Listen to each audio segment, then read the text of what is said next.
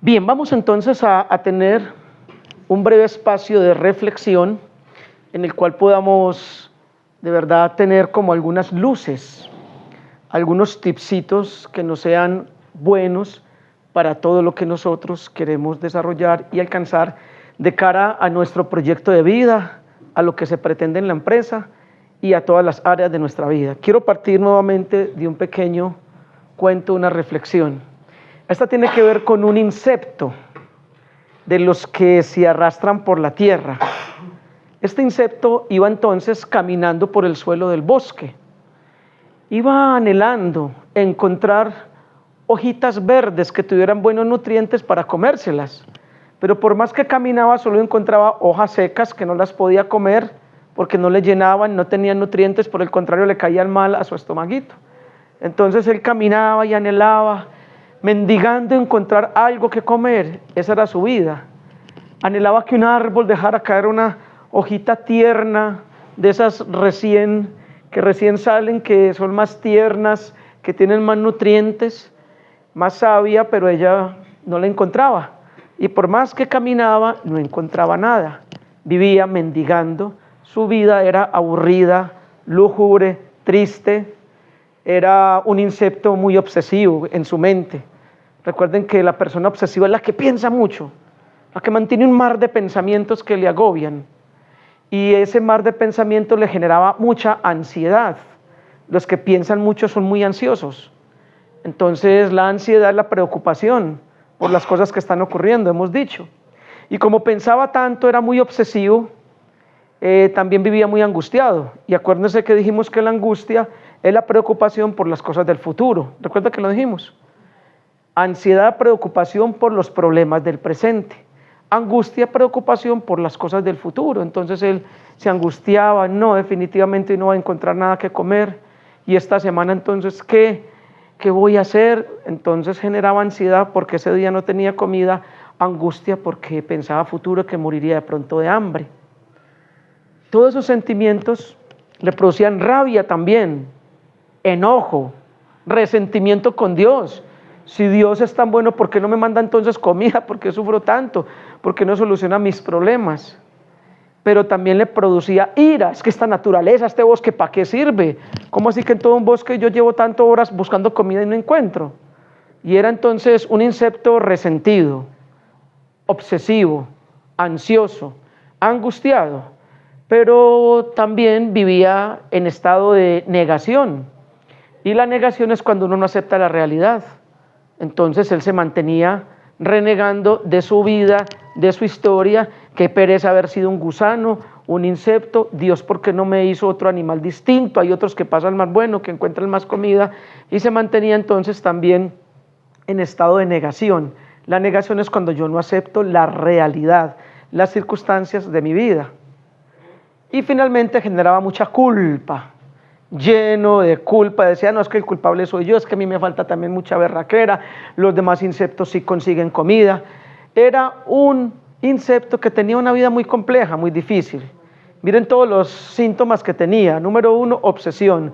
Número 2, ansiedad. Número 3, angustia. Número 4, negación, no aceptaba su realidad. Esa es la negación, no acepta la realidad. Número 5, resentimiento. Era una vida deseable. ¿Ustedes qué dicen? ¿Les gustaría vivir así? ¿Tienen alguno de esos síntomas? El insecto un día le dio por hacer algo que no hacen ese tipo de insectos que se caminan o se arrastran por el suelo. Le dio por alzar la cabeza. Esos insectos mantienen la cabecita agachada siempre buscando en el suelo algo que comer. Una conducta típica es que estos insectos levanten la cabeza. Entonces le dio por levantar la cabeza hacia el cielo y vio una hermosa flor de una planta. Y cuando vio esa flor tan hermosa, sintió que su cuerpo tembló, se estremeció y se dio cuenta de que estaba enamorado. Por primera vez en su vida había sentido y experimentado el amor. Se enamoró de esa flor tan hermosa. Y entonces a partir de ese momento el sueño de él era subir hasta donde estaba esa flor y besarla. Soñaba con eso todos los días en las noches. El sueño de él no era casarse con esa flor, no era formar una familia con esa flor, como raro el cuento, ¿cierto? El sueño de él era, ¿cuál era el sueño? Subirse, ¿y qué? Y besar la flor. Y soñaba con eso. De tanto soñar con eso, un día se levantó muy temprano en la mañana y le contó a todos sus amigos insectos, a los que son de la categoría del que se arrastran por el suelo: voy a subir hasta la cima de esa planta y voy a besar esa flor. Los demás insectos le dijeron: no, pero usted no puede hacer eso, nosotros somos insectos que caminamos por la tierra, no podemos subir una planta de 2 metros, te vas a matar, en el intento de subir te caes y te matas. Y él dijo: no me importa, así me caiga y me mate, lo voy a intentar, voy a subir. Y entonces al otro día muy temprano comenzó a subir la planta, y le llegaron las 6 de la tarde, se empezó a oscurecer y nada más había subido 10 centímetros de la planta. Todos los demás insectos le dijeron: vio, le advertimos, nosotros no somos para subir plantas de 2 metros, eso no va a funcionar, esa idea que usted tiene. Y él dijo: yo no me voy a dar por vencido, porque mi sueño es subir hasta la parte más alta, ¿y qué? Y besar la flor. Entonces dijo: me voy a quedar dormido acá en estos 10 centímetros que subí de la planta, me duermo acá y mañana cuando despierte sigo subiendo, y así ya he ganado 10 centímetros. Y se quedó dormidito soñando con que subiría a besarla, y en medio del sueño soltó las paticas y se cayó. Al otro día al amanecer apareció en el piso y todos los insectos se lo gozaron diciéndole: vio, le advertimos, pero usted es muy terco, muy obstinado, no hace caso. Y volvió y empezó a subir la planta, y ese día cuando llegaron las 6 de la tarde y comenzó a oscurecer, había subido 12 centímetros, o sea 2 centímetros más. Otra vez le dijeron que eso no tenía sentido, que para qué, pero él alcanzó a ver que había una hojita que salía del tallo, en ese centímetro 12 una hojita salía y formaba como una pequeña V, ¿sí me hago entender? Entonces él dijo: me voy a meter en esa V y ahí me aferro bien para no caerme, y mañana sigo subiendo. Y entonces se quedó dormidito, y cuando se durmió soltó las paticas y cayó otra vez al piso. Y al otro día todos los insectos se carcajeaban y se burlaban de él. Entonces él dijo: no importa, yo voy a seguir subiendo. Y siguió insistiendo y subía y se quedaba dormido y se caía y aparecía siempre en el piso. Una noche que estaba dormido en el piso, de tanto soñar con subir a besar la flor, de repente este insecto, soñando con esto, de repente le brotó un ala, brotó la otra y se convirtió en una mariposa que pudo salir volando, y subió y besó por fin la flor, alcanzando su sueño. ¿Por qué les quise hacer esta reflexión? Porque en la vida nosotros tenemos 2 opciones: o nos pasamos la vida arrastrándonos por el piso, viviendo como el gusano, el insecto, mendigando, sufriendo, viviendo en ansiedad, ansiosos, angustiados, con pensamientos compulsivos negativos, resentidos con Dios, con la vida, con las situaciones, con los demás, con la familia, con los compañeros de trabajo, en estado de negación, no aceptando nuestra realidad y culpándonos a nosotros o a los demás. Esa es una opción. La otra opción que tenemos es hacer lo que hizo el insecto o el gusano. ¿Qué hizo? ¿Empezó a qué? A subir. O sea, Dios no quiere que usted y yo nos quedemos siempre en la misma circunstancia, dando vueltas en el mismo círculo. Dios no quiere que usted y yo nos pasemos la vida pensando de la misma manera, sintiendo de la misma manera, ansiedad, angustia, resentimiento y rabia con los demás. Dios no quiere que nos pasemos la vida echándole la culpa a los otros o echándonos a nosotros mismos, descalificándonos, autosaboteándonos. Dios no quiere que nos pasemos la vida en estado de negación, no aceptando nuestra realidad. Recuerden que el estado de negación es cuando uno reniega de la realidad y no la acepta. Entonces muchas personas se casaron y viven renegando de su matrimonio, de haberse casado con la persona que se casaron. Muchas personas se mantienen renegando de la pareja con la que tiene una relación afectiva, o se mantienen aburridos y resentidos en su lugar de trabajo, argumentando de que solamente porque necesitan la plata y no tienen otra alternativa, si no estarían lejos. Mucha gente se mantiene renegando de su familia, hubieran preferido otra familia. Y como hemos dicho en otras ocasiones, no existen matrimonios perfectos, existen matrimonios que se aman. No existen parejas perfectas, existen parejas que se aman. No existen familias perfectas, existen familias que se aman. No existen empresas perfectas, trabajos perfectos, existen personas que aman sus trabajos. No existen cuerpos perfectos, existen personas que aman sus cuerpos. Y así sucesivamente. Entonces, no es bueno pelear con mi historia. En lugar de estar peleando con mi historia, me propongo a salir adelante, a buscar soluciones como el gusanito, el insecto. No se dio por vencido y alcanzó el sueño, ¿no? ¿Sí lo alcanzó o no? Ahora bien, la pregunta es, ¿ustedes tienen sueños o no tienen sueños?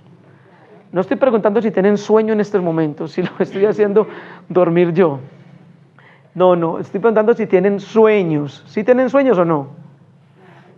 ¿Y ustedes creen que esos sueños se pueden alcanzar o no se pueden alcanzar? Pero muchas veces los sueños se nos vuelven pesadillas por las profundas frustraciones que tenemos, por las experiencias que hemos vivido de fracaso en la vida. Y recuerden que un ganador es un fracasado que volvió a intentar. ¿Se acuerdan la frase? ¿Qué es un ganador? Un triunfador es ese, un fracasado que volvió a intentar. Siga intentando en su vida afectiva, siga intentando en su vida económica, siga intentando en su vida académica, en su vida laboral, pero no deje de luchar, no se den por vencidos, que si no nos damos por vencidos pese a las grandes dificultades y adversidades que tengamos que enfrentar, créanme que alcanzaremos cosas grandes. Los que ustedes hoy miran realizados, felices, que alcanzaron sueños y que ustedes los miran de pronto, ay, tan bueno que él sí pudo, ella sí pudo, fue porque pasaron por el fracaso, fue porque sufrieron, fue porque se arrastraron en algunas épocas, fue porque pasaron situaciones adversas, pero no se dieron por vencidos. El fracaso es el camino al éxito, la derrota es el camino al éxito para el que no se da por vencido. Vamos entonces a leer un fragmento muy corto de la Sagrada Escritura para que, iluminados por este texto bíblico, extraigamos unos tips muy sencillitos pero muy profundos que nos ayudarán.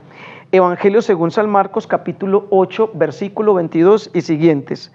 Dice: en aquel tiempo Jesús y sus discípulos llegaron a Betsaida y le trajeron a Jesús un ciego pidiéndole que le tocara. ¿Le llevaron un qué? ¿Y qué le pidieron? Que lo tocara. Él lo sacó de la aldea y llevándolo de la mano, le untó saliva en los ojos.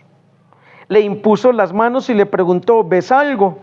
Él, levantando los ojos, dijo: veo hombres que me parecen árboles, pero andan. Le puso otra vez las manos en los ojos y el hombre miró, estaba totalmente curado y veía con claridad. Jesús le mandó a casa diciéndole que no entrara a la aldea. Palabra de Dios. Bien, miren este texto tan cortico, pero con tanta riqueza. Número 1, dice que a Jesús le llevaron ¿qué? ¿Qué hombre le llevaron? ¿Un hombre con qué situación? Un ciego. Bueno, lo primero es que quienes llevaron al ciego hasta Jesús lo querían mucho, ¿no? Ya sea que hayan sido amigos, familiares o los que sea, buscaron la solución en el mejor.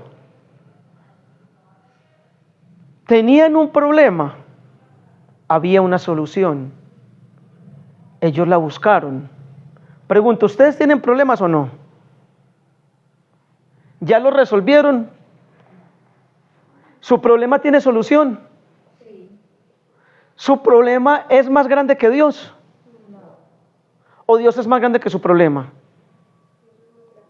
¿Cierto que sí? Dios es más grande que mis problemas.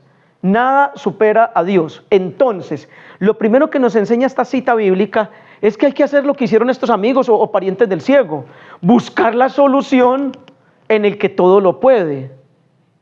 En todo esto que yo hago como evangelizador, hay personas que me han dicho: Juan Carlos, es que yo quiero superar esa situación, salir de ahí, vencer esa situación. Pero es que yo quiero, pero no puedo, no he sido capaz.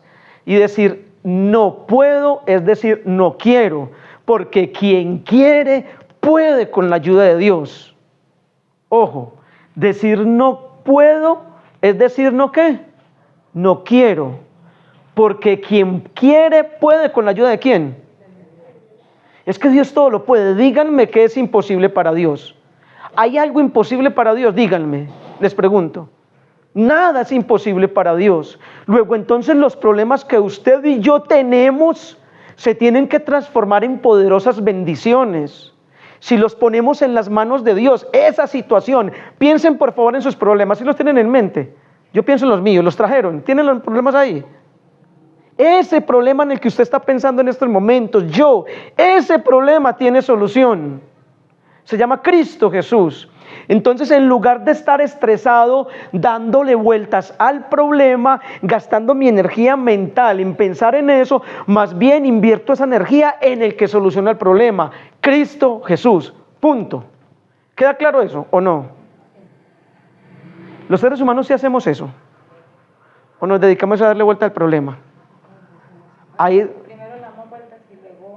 sí buscamos a Jesús. Como dice Jesús dijo, busca primero el reino de Dios y su justicia y lo demás vendrá por añadidura. Y a veces buscamos primero la añadidura y cuando las añadiduras no nos llenan, ahí sí Jesús, venga, ayúdeme. Ese es el problema. Si los seres humanos comprendiéramos la importancia de tener una relación profunda con Jesús y tener fe en Él, créanme que sufriríamos menos y seríamos personas felices y radiantes. Entonces queda claro el primer punto. ¿Buscar la solución en dónde? En Dios, punto, ya. Ellos buscaron la solución en Dios y Jesús les solucionó el problema del amigo, del familiar del cieguito. ¿Se lo solucionó o no? Bien, entonces la primera enseñanza es esa, buscar solución en Dios. 2, segunda enseñanza. Dice que Jesús tomó al cieguito y lo llevó ¿de qué? ¿De dónde lo tomó? De la mano. O sea, a un ciego hay que guiarlo. A un ciego hay que tomarlo de la mano porque un cieguito necesita un lazarillo, ¿no? Un guía. Ese ciego no tuvo en su vida mejor lazarillo que ese. No tuvo mejor guía que Jesús de Nazaret. Y él se dejó llevar de la manito. O dice la lectura que el ciego se resistió. ¿Quién me toca? No me toque. Se enojó. Esos días que bajé con mis niños acá al centro, el niño tiene 6, la niña tiene 6 y el niño 8. Y había mucha gente, entonces los cogí de la mano. Cójame y no me suelten. No se me suelten, me cogen firme. Porque si se me sueltan los niños en el centro lleno de gente, en estos días, no, eso fue en diciembre, y después del 15, ¿había bastantica gente o no? Y en el hueco, ¿había bastantita gente o no? Si se me sueltan, ¿se me pierden o no? Yo los tengo que coger duro. Miren, la clave para uno ser feliz, péguese duro de la mano de Dios, aférrese duro, porque si no uno se pierde, si no uno se dispersa, si no uno se enreda, si no le perdemos el sentido a la vida. El cieguito fue dócil, fue obediente, se dejó llevar. Entonces, primer punto, buscar la solución en quién. Segundo punto, ser dóciles, dejarnos guiar por quién.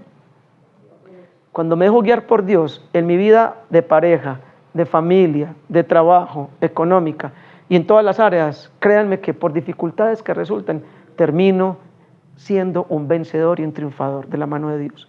Él me ayuda, Él no me suelta. 2, ser dócil. 3, dice que sacó al ciego de la aldea. O sea, lo sacó del lugar donde estaba. Y la pregunta que uno se hace, ¿por qué no le hizo el milagro allá en medio de la gente? No, se lo llevó aparte, a solas. Esto quiere decir que si usted y yo queremos alcanzar nuestros sueños, los deseos, cosas que anhelamos, que sean conforme a la voluntad de Dios, porque una cosa es lo que yo quiero, otra es lo que Dios me tiene. Y pregunto, ¿qué es más importante? ¿Lo que yo sueño o anhelo o lo que Dios me tiene? ¿Qué me da más felicidad? ¿El sueño al que yo me apego o el plan y el proyecto de Dios en mi vida? A veces nos aferramos a un confite, a una golosina, y Dios teniéndonos manjares, cosas mucho más grandes. Entonces, la clave para ser felices, ser triunfadores en la vida, está en que nos dejemos sacar de la zona de confort, de la zona de comodidad. Si uno hace una historia, un barrido bíblico, a casi todos esos grandes líderes de la Biblia los sacó del lugar donde los tenía. Abraham lo sacó de Ur de Caldea, vivía con su familia, una economía solvente, vendiendo las estatuillas a los dioses de la época, y Dios lo saca de allá y se lo lleva a un lugar. Y le decía a la esposa, pero ¿para dónde vamos? Yo no sé, pero Dios me prometió un lugar, una tierra que emana leche y miel. Y Abraham se tuvo que salir de su ambiente porque era una cultura idólatra. De hecho, vendía estatuillas para los dioses. Si ustedes miran a Moisés, vivía en palacio, creció allá en palacio, pero lo sacó Dios del palacio. ¿Por qué lo sacó? Lo llevó un tiempo para que tuviera formación de líder. Creció con formación real de gobernante. Pero apenas ya tenía la mente formada bien en el liderazgo, se lo llevó porque quería darle corazón de pastor, humildad. Se lo llevó para allá a vivir en el desierto, en la adversidad, en la pequeñez, y por allá se casó y formó familia y vivió 40 años en el palacio aprendiendo formación de líder, teniendo liderazgo. La mente ya estaba formada, pero el carácter no estaba formado. Entonces se lo llevó para el desierto, para que en la adversidad, en el sufrimiento, en la dificultad, templara el espíritu, el corazón. Y 40 años en el desierto, cuando ya estaba listo, en medio de la adversidad y todo, se le manifiesta: veme a liberar al pueblo. Entonces lo sacó del palacio y lo llevó para formarlo. Si miramos a David, pastor de ovejas, ¿recuerdan al rey David? Y lo dejó muchos años cuidando ovejas y después lo sacó para ser rey, pastor de todo un pueblo. Y así, si miramos muchos, Dios siempre quiere que salgamos de la aldea, de nuestra zona de comodidad o de confort. Es decir, si usted y yo queremos las bendiciones de Dios, tenemos que salir de esa forma de pensar que tenemos, de las estructuras mentales y de los esquemas afectivos.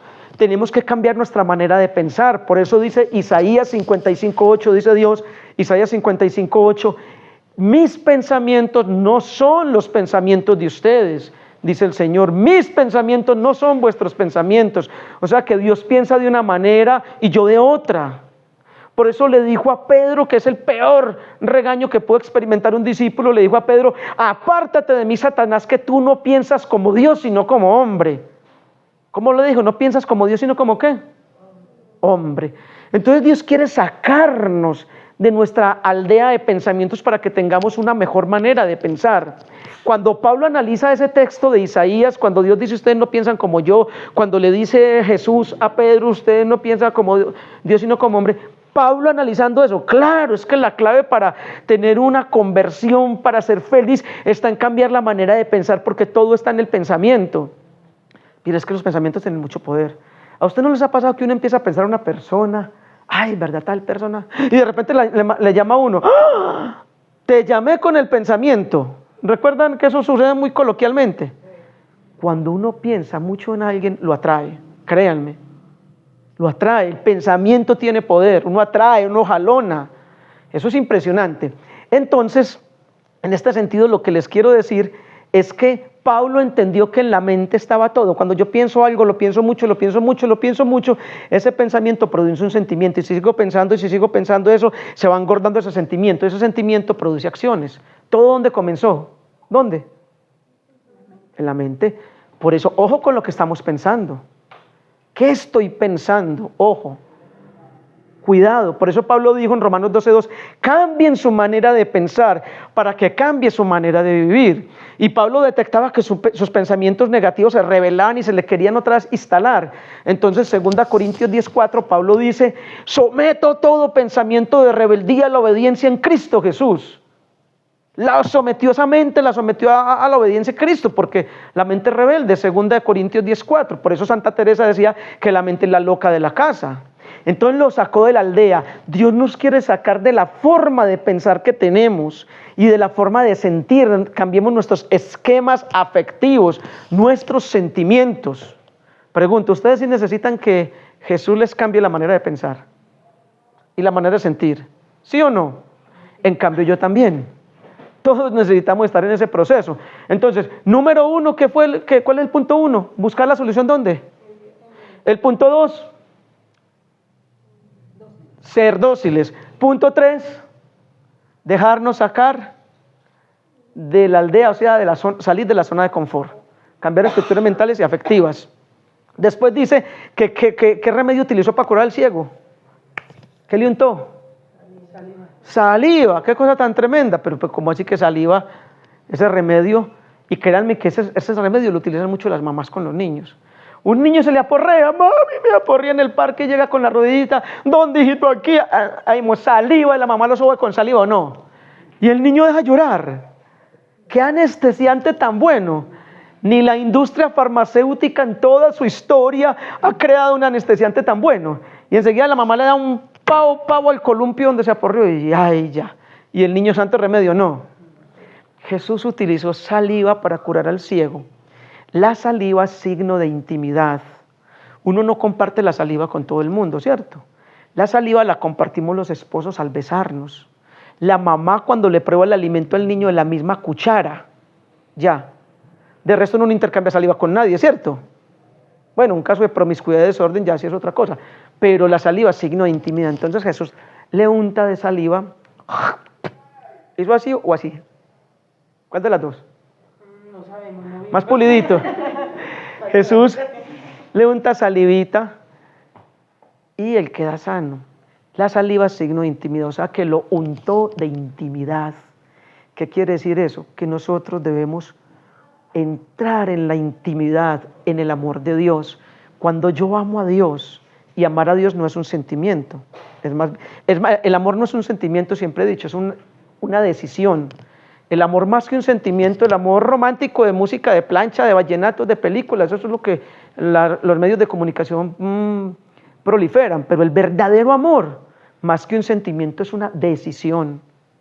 Hechos son amores. El amor es más que sentimiento, tiene de sentimiento, pero el amor es decisión, el amor es voluntad, el amor es disciplina, el amor es conocimiento. Entonces, untarnos del amor de Dios, de la intimidad de Dios, es decir, amar a Dios, dejarnos amar. Y cuando yo amo a Dios, Jesús dijo en Juan 14:15, quien me ama guarda mis mandamientos. Cuando yo amo a Dios guardando sus mandamientos, entonces Él me unta de su intimidad, de su amor. Y cuando yo recibo del amor de Dios, me voy sanando. Listo. Ese es el punto 4, ¿cierto? ¿Cuál es el primero? Buscar la solución en el segundo. 2 y el tercero, salir de la zona de confort. Cuarto, dejarme untar del amor, la intimidad de Dios. Quinto, quinto, dice que le impuso las manos. Cuando Jesús imponía las manos en la Biblia era para 3 cosas. Número 1, para conferir el Espíritu Santo. Número 2, para sanar. Número 3, para bendecir. Pidámosle al Señor, a Dios, que nos imponga las manos para que recibamos cada vez más la fuerza del Espíritu Santo y nos empodere, como el gusanito que se empoderó a subir, a alcanzar su sueño. Y empoderados, usted y yo no nos demos por vencidos, así nos critiquen, se burlen de nosotros. Pero también el Espíritu, Él imponía las manos, Jesús, para sanar, para que sane nuestro ser interior de la tristeza, del resentimiento, de la amargura, de la crítica, del juicio, de las rivalidades, del sinsentido, de la pereza, del deseo de venganza, de tantas cosas, que nos sane de todos los sentimientos negativos que hayan acá. Que nos sane espiritualmente, emocionalmente, físicamente, económicamente, familiarmente, en todas las áreas. Y tercero, para bendecir. Levante la mano los que quieren recibir en este momento bendiciones de Dios. En cambio yo también. Entonces Jesús impone las manos para 3 cosas. ¿Cuáles son las 3? ¿Para recibir a quién? Para conferir el Espíritu Santo. 2, ¿para qué más? Para sanar. Y 3, para bendecir. Entonces le impuso manos, 3 cosas. Pero esa imposición de manos, ¿cuántas veces se las impuso? Le impuso las manos, no, el texto no dice que solo una. No, el milagro fue con varias imposiciones de mano. Mire cómo dice. Le impuso las manos y le preguntó, ¿ves algo?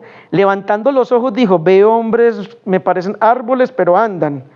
Le puso otra vez las manos en los ojos y el hombre miró y quedó curado, veía todo con claridad. ¿Cuántas veces le impuso las manos? 2 veces. Y es el único milagro, en que uno de los pocos milagros en que vemos a Jesús que lo hace en 2 partes. ¿Y por qué en 2 partes? ¿Es que acaso no tenía el poder para sanarlo de una vez? ¿Por qué la mayoría de milagros los hizo de una, automáticos? ¿Y por qué aquí lo hizo en 2 partes? ¿Saben qué nos enseña eso? el Dios de procesos. El Dios que no nos resuelve todo de forma automática, de una, porque si nos arregla la vida de una, de forma inmediata, automática, uno le dice, Señor, listo, gracias, chao, hasta luego, en el próximo problema nos vemos, y lo abandona. Es el Dios de procesos, el Dios que nos va llevando una pedagogía de a poco. Hay situaciones en las que Dios actúa e interviene de una, automático, con prontitud, pero hay otras cosas en las que Dios en la vida de uno va por procesos, por etapas, poco a poco. En la rueda de la naturaleza humana todo es cíclico. Después de la noche viene el día, después del invierno llega el verano, países con estaciones. El proceso humano es primero el vientre intrauterino, después somos niños, adolescentes, adultos, edad dorada, todo eso. Pero en la naturaleza humana todo es procesual, Dios de procesos, listo. Y debemos aprender a entender los procesos de Dios y no desesperarnos porque el tiempo de Dios es perfecto. Dios no se pasa ni antes ni después. El tiempo de Dios es perfecto, las bendiciones de Dios son perfectas y los caminos de Dios son perfectos. Listo. Entonces este punto es Dios de procesos. ¿Cuántos puntos llevamos? Sexto, entonces, sigamos con el sexto punto. Dice que él al principio veía como borroso en la primera imposición de manos, como veía personas como, dice, veo personas que parecen árboles que se mueven y caminan. O sea que sabía cómo eran las personas y los árboles. O sea que él no era ciego de nacimiento, que él ya había visto en otras épocas de su vida porque sabían cómo eran los árboles y las personas. Un ciego de nacimiento no sabe. Entonces él había perdido la vista por algo. Pero dice que cuando le impuso la mano por segunda vez, quedó curado y veía todo con claridad. Sexto punto, pidámosle al Señor que nos ayude a ver con claridad cuál es su voluntad. ¿Qué es lo que quiere de nosotros? Señor, ¿qué debo hacer con mi familia? ¿Qué debo hacer con mi matrimonio, con mi pareja? ¿Qué debo hacer con mi economía? Muéstrame, ¿qué debo hacer con este problema, con mi realidad laboral? Muéstrame, Señor, ¿qué tengo que hacer? Que yo vea. ¿Ese es el sexto o el séptimo? Sexto, Señor, que yo vea con claridad qué es lo que Dios quiere.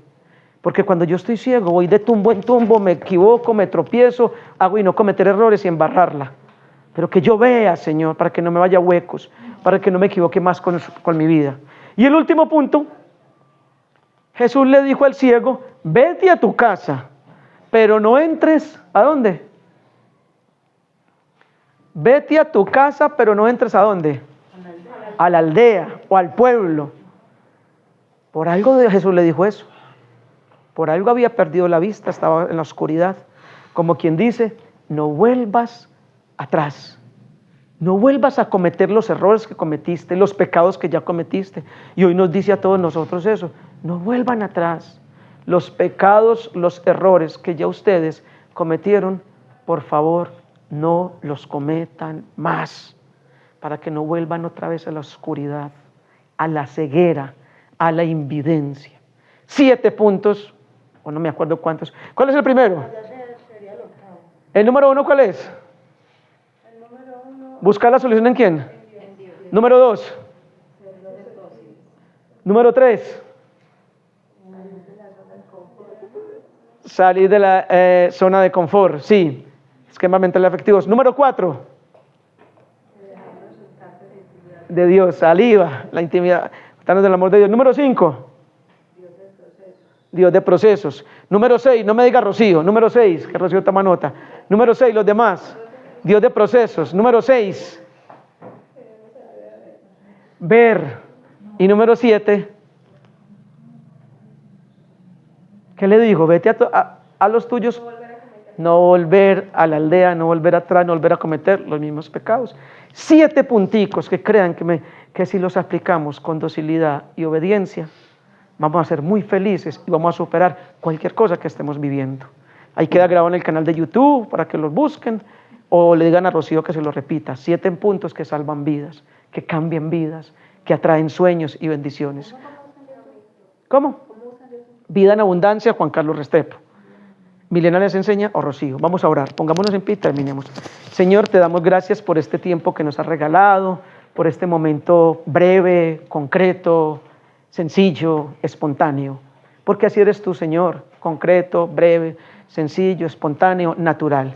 Te pedimos, Señor, que nos ayudes a llevar a la vida, a la práctica, a la realidad concreta de cada uno de nosotros esta reflexión tan linda de tu bendita palabra. Es linda porque es tu bendita palabra, porque narra lo que tú hiciste, Señor. Yo simplemente he tomado lo que tú hiciste y he tratado de iluminarlo de manera coloquial, en palabras muy de nuestro contexto. Pero ayúdanos, papá, para que esto lo hagamos vida, de verdad, Dios, para que nosotros busquemos la solución en ti, para que seamos dóciles, Señor, para que salgamos de la aldea, de la mente y del corazón, cambiemos nuestra manera de pensar y de sentir. Ayúdanos, Señor, para que nos dejemos irradiar por tu amor, untar de tu intimidad. Ayúdanos, Dios de los cielos, de verdad, para que entendamos que eres un Dios de procesos. Ayúdanos, Dios de los cielos, para que podamos ver con claridad tu gloria, tu amor, tu bendición y ver qué es lo que tú quieres para nosotros en cada área de nuestra vida, y no nos dejes volver atrás al pecado, a cometer los mismos errores, que no nos quedemos toda la vida en un círculo vicioso, que salgamos del círculo vicioso y entremos en el círculo virtuoso, el círculo de la bendición. Todo esto te lo pedimos, Padre, por medio de tu Hijo amado Jesucristo, que contigo y el Espíritu Santo viven y reinan por los siglos de los siglos. Amén. Damos la presencia del Padre, del Hijo, del Espíritu Santo. Amén. Que el Señor les bendiga y una feliz tarde para todos, todas.